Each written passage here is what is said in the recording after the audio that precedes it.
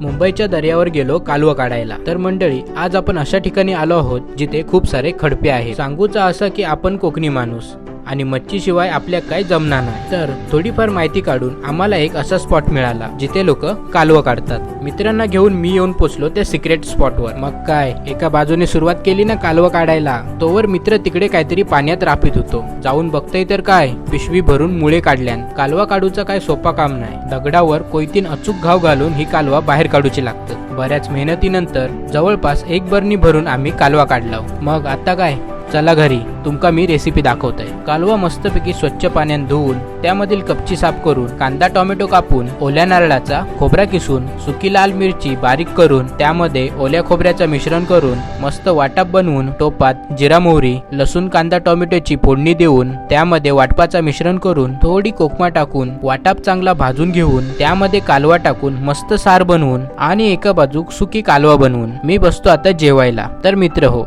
Video आवडला तर तुमच्या कोकणी हर्षदला नक्की फॉलो करा।